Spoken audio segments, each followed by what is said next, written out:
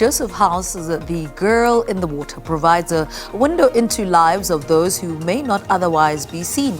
The novel follows 16-year-old Nadia, her older sister, and a few of their friends and family as they navigate the 1986 Soviet Union landscape shortly following the Chernobyl disaster. The author divides the novel into 4 sections and breaks it into chapters from there, all varying in length and all of them aptly titled. Well, the reader learns about the lives of these characters as Nadia discovers them, including things that she can never known before because the character hasn't wanted to tell it. Well, without giving away way too much, let's speak to the author now, Joseph Howse, who joins us now. Joseph, a very good morning to you. A warm welcome to Morning Live. We have it on our screen. I mean, tell us about this novel and what is the inspiration behind this new body of work? Thank you, and good morning. I'm very pleased to be here. This novel is about chaos, really, and how the little things matter when the big things are falling apart. As you described, it's set in the Soviet Union in the 1980s, and it focuses on this teenage girl, Nadia, who is a bookworm and a thinker. One day, Nadia and her older sister and friends are camping on a beach, and Nadia looks up from her book to see that her friend Ida is marching out to sea, apparently intent on drowning herself. Now, this unexpected cry for help gets answered in a series of chaotic and unhelpful ways, and it leaves Nadia with many doubts about her own family, her society, and the unfairness of fate.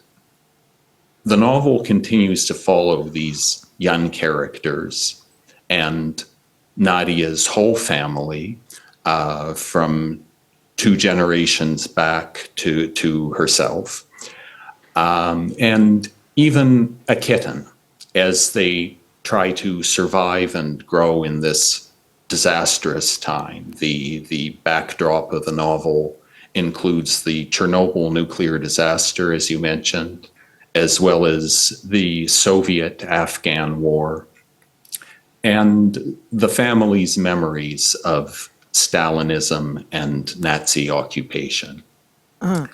It takes place partly in Estonia, where Nadia's grandmother, a war veteran, lives, and then mainly in Ukraine, including the cities of Kiev and Odessa.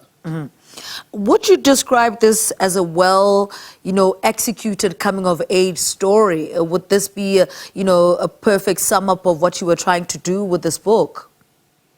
It's a coming-of-age story. I would categorize it as literary fiction. A lot of readers relate it to Russian classics, including Tolstoy's work, but it is also a study of recent history, and it's a family drama. So it mixes a few things together to hopefully appeal to a broad audience. And I want to touch on those family values that you interrogate in this book between the teenagers. What for you why was it so important that you include this in this body of work? Yeah. Well, it is a work that focuses on the small things in life, on what is human scale inside this rather grandiose and oppressive context of the Soviet Union. And in particular, I do like writing about teenage characters and female lead characters. I like writing characters who have rather chameleon-like qualities, so They're watchful people who are blending in, going unnoticed, but really they are the ones in their society or in their family who are most poised for change. And these are fitting qualities for resilient teenagers, perhaps especially for girls who are trying to build their own lives in the shadow of oppression. And I'll say a bit about the setting. One of the novel's main symbols is a colossal war memorial called Mother Motherland, which stands on a hill in the center of Kiev. I visited it in December 2012, and my characters visit it in June 1986, just a few weeks after the Chernobyl meltdown. These girls stop and sit at the feet of this awe-inspiring 20-story tall statue of Mother Motherland, who supposedly embodies everything that has been sacrificed, especially in the Second World War, for the life that these girls can enjoy in the 80s. But, well, they're sitting and talking and thinking about things in their lives, things like pregnancy and radiation poisoning and surveillance and what kind of jobs they can get. There's a real risk for one of these girls that she could get conscripted to go to Afghanistan as a washerwoman or as a cook working for the army. This sometimes happened to Soviet girls who were considered unfit for other work. And as you can imagine, an army base in Afghanistan was not a good place for an isolated girl to be.